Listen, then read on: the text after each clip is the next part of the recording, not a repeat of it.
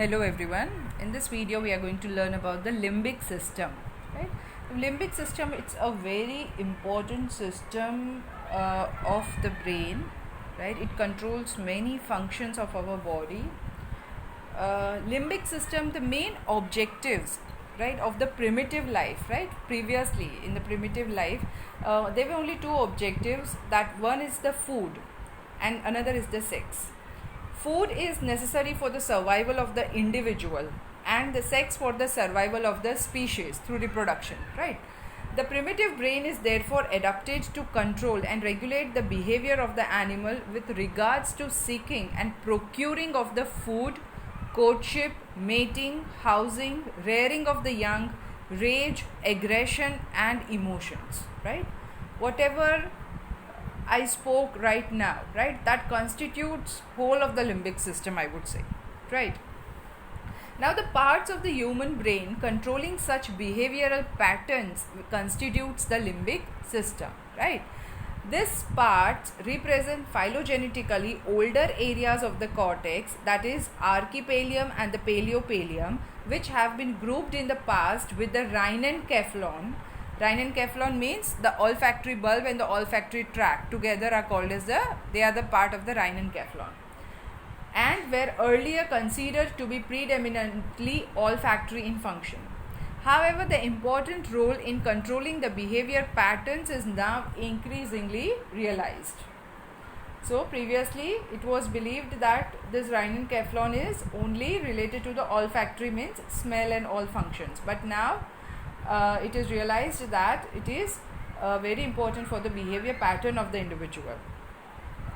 Now the structures comprising the limbic system, they form a ring along the medial wall of the cerebral hemisphere. These are interposed between the hypothalamus and neocortex. Limbic structures, they process and monitor the emotional aspects of the experience and direct emotional responses. This aid in understanding and the behavioral consequences of our deeds with the help of the frontal lobe, right? We have already talked about this previously, that frontal lobe, half of the frontal lobe is related to the negative emotions, and half of the frontal, not the whole frontal but the prefrontal cortex, right, is related to the negative and the positive emotions. This system helps us to select various events which we need to remember.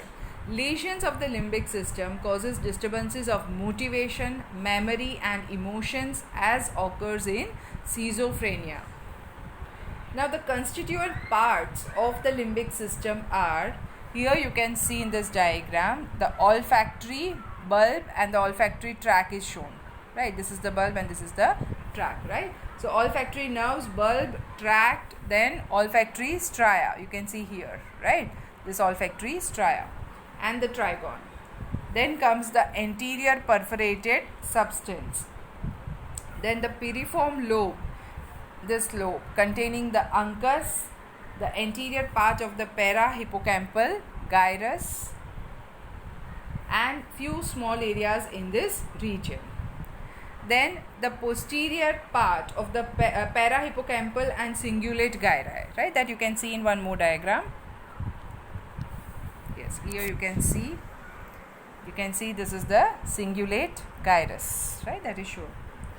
Parahippocampal formation including the hippocampus, here you can see the hippocampus is shown, right? Then the dentate gyri.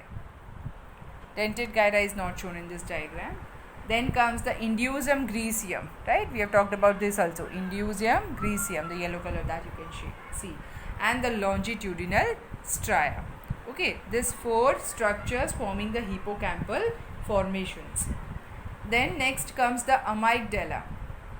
Amygdaloid nuclei, now you know about it, right? This is the amygdala, you can see here. It is a part of the limbic system. Amygdala evokes anxiety and rage. Rage means anger. Okay. Its efferents are from the olfactory area and from the cerebral cortex. Its efferents passes via the stria terminalis and also go to the uncus. Injury to amygdala, it causes placidity, orality and hypersexuality, right? All sexual disturbances are produced if there is an injury to the amygdala. Then 7th is the septal region, and 8th is the fornix, stria terminalis, stria habenularis and anterior commissure. Okay, at different places we have seen all these different structures, right? So all these 8 structures together, they form the limbic system. Now what is the actual function of the limbic system? So in functions, first, it controls the food habits that are necessary for the survival of the individual. Then it controls the sex behavior necessary for the survival of the species. And third, very important, it controls the emotional behavior expressed in the form of joy and sorrow, fear, fight and friendship, liking and disliking, associated with a variety of somatic and autonomic bodily alterations. This requires integration of olfactory, somatic and visceral impulses reaching the brain. Okay, so all the emotional behaviors, right, are controlled by the limbic system with the integration of all these different parts, right, that just we have stated. So that is all about the limbic system.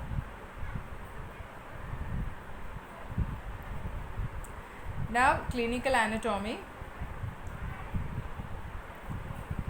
Hippocampus can be regarded as the cortical center for the autonomic reflexes. Hippocampal amygdala complex, it is related to the memory of the recent events, right? So recently whatever you have done, that is remembered by the hippocampal amygdala. Lesions of this complex are associated with the loss of the memory for the recent events only.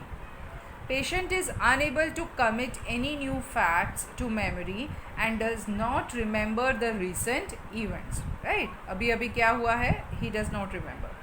In spite of this, his general intelligence will remain unaltered, right? General intelligence and the past events are not affected. Only the recent events are affected if there is any injury to the hippocampal amygdala.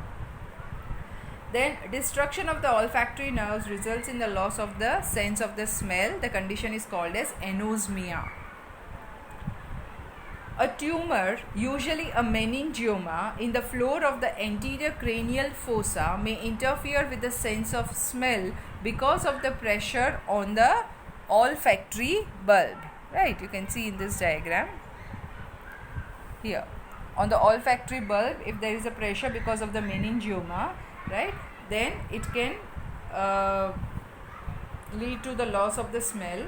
It is necessary to test each nostril separately because the olfactory loss is likely to be unilateral, right? Whichever side it is giving pressure, right, that side will be producing anosmia. Next, a lesion that affects the uncus and the amygdaloid body may cause uncinate fits characterized by an imaginary disagreeable odor, by movements of the lips and the tongue, and often by a dreamy state, right? This uncinate fits, it is actually a form of the temporal epilepsy, temporal lobe epilepsy, in which hallucinations of the taste and the smell and inappropriate chewing movements are the prominent features, right? There is no smell, but patient will feel that he is able to smell something, right? There is no taste, but he feels that he is tasting something. And inappropriate movements with the lips, right? Lips and tongue, that is chewing type of the movements he will be doing constantly. So this type of the epilepsy, temporal lobe epilepsy, is called as the uncinate fits. Okay, so that is all about the clinical anatomy related to the limbic system. So we complete with the limbic system. Bye.